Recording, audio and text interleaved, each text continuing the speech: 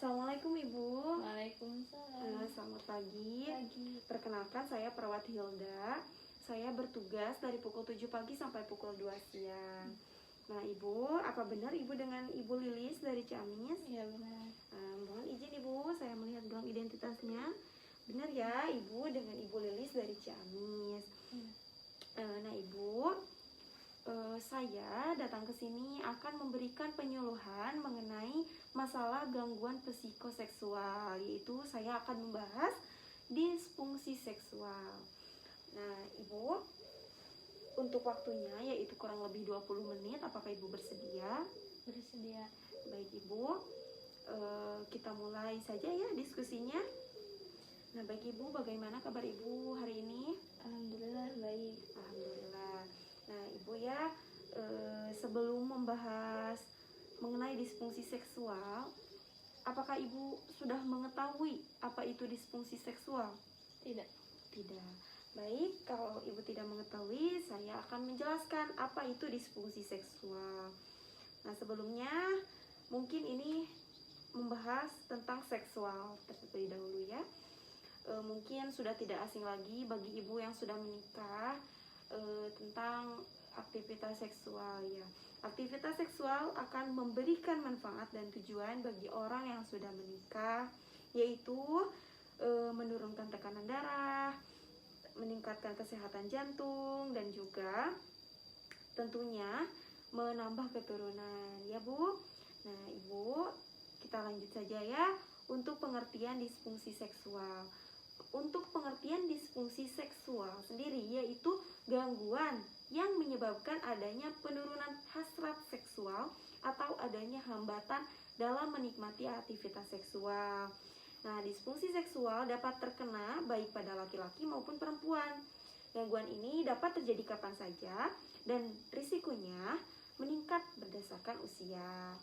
Nah, untuk gejala disfungsi seksual, disfungsi seksual dapat bermanifestasi dalam berbagai bentuk bergantung pada tipe dan penyebab disfungsi. Gejala dan tanda disfungsi seksual meliputi berkurangnya keinginan untuk aktivitas seksual, kesulitan untuk membangkitkan gairah seksual, nyeri saat berhubungan seksual. Pada laki-laki, kesulitan untuk mempertahankan ereksi atau ejakulasi terlalu cepat juga dapat diartikan sebagai salah satu disfungsi seksual. Nah, pada perempuan, yaitu kesulitan untuk mencapai orgasme, kering pada mispi, dan nyeri saat berhubungan termasuk dalam disfungsi seksual juga ya Ibu.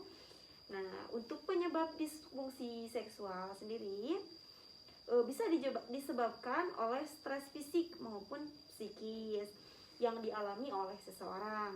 Nah, beberapa penyebab lain yang dapat mendasari gangguan disfungsi seksual yaitu meliputi trauma seksual, masalah psikologis, diabetes, penyebab jantung atau kondisi medis lainnya, penyalahgunaan obat-obat narkotik, penggunaan alkohol yang berlebih. Nah, untuk faktor risiko disfungsi seksual yaitu meliputi yaitu yang suka merokok ya. Kalau merokok itu risikonya akan disfungsi seksual gitu. Faktornya itu merokok, terus berat badan berlebih, konsumsi alkohol yang berlebihan, konsumsi narkotika, dan gaya hidup dan pola diet yang tidak sehat. Konsumsi diet tinggi lemak dapat menyebabkan peningkatan risiko disfungsi seksual.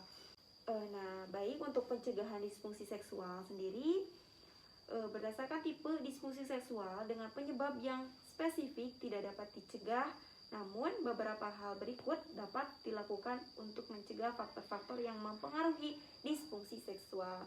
Yaitu yang pertama, untuk mencegah disfungsi seksual yaitu berhenti merokok bagi perokok ya. Misalkan suami Ibu suka merokok, terus mengalami takutnya mengalami disfungsi seksual, yaitu caranya dicegah agar berhenti merokok. Terus olahraga setiap hari minimal 15 menit setiap hari, menjaga berat badan tetap ideal, terus diet gizi yang seimbang, Nah, jadi nutrisinya juga cukup gitu ya, diet juga. Terus membatasi konsumsi alkohol maksimal 2 gelas per hari. Jika minum alkohol ya, sebaiknya tidak lah ya, minum alkohol itu kan dampaknya buruk bagi tubuh. Nah, terus ya Ibu, untuk mencegahnya yang terakhir yaitu kontrol teratur terhadap penyakit-penyakit kronis seperti diabetes, penyakit jantung, dan darah tinggi. Nah, Ibu, untuk pengobatan disfungsi seksual bergantung pada kondisi yang mendasari dari gangguan tersebut. Pengobatan terhadap penyebab dari disfungsi seksual dapat menyembuhkan kondisi tersebut. Penggunaan gel atau krim lubrikasi atau terapi hormon dapat mengobati permasalahan terutama pada seseorang dengan hambatan dalam menikmati aktivitas seksual. Nah, Ibu, jika Ibu mengalami disfungsi seksual, Ibu juga bisa merubah sikap Ibu, atau juga Ibu jika terlalu sudah disfungsi seksual, Ibu datang saja ke dokter. Nanti sama dokter akan diberi arahan bagaimana agar Ibu sembuh dari disfungsi seksual.